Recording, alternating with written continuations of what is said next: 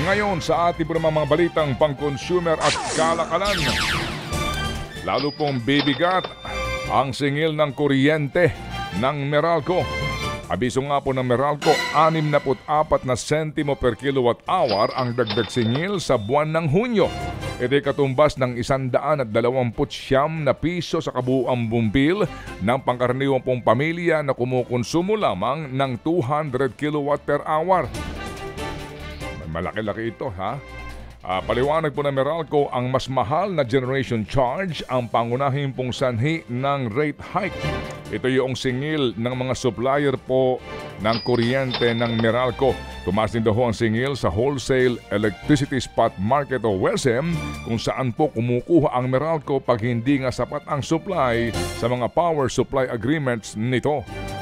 Umayag naman ang Energy Regulatory Commission na utay-utayin ang pagpasa sa mga consumer ng mas mataas na singil sa kuryente mula sa Wholesale Electricity Spot Market o WESM.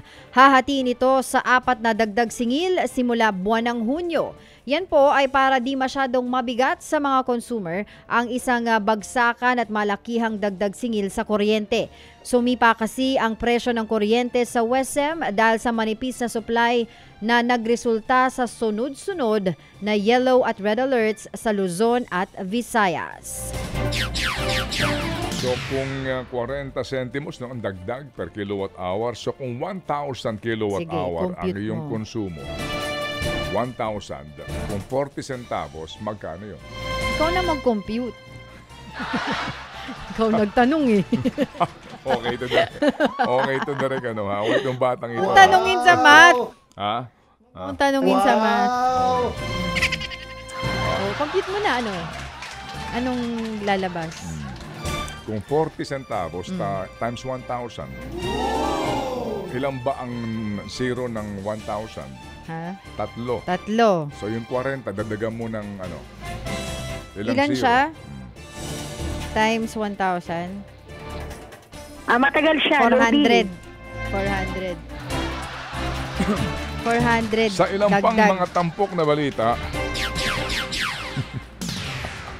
ba't mo pinagtatawanan? Ako ba pinagtatawanan mo? Madadagdagan po naman ang alokasyon ng tubig ng MWSS mula sa Angat Dam. Sabi po ng Environment Department, aprobahan daw nito ang kahilingan po ng MWSS na taasan ng 1 cubic meter per second ang alokasyon.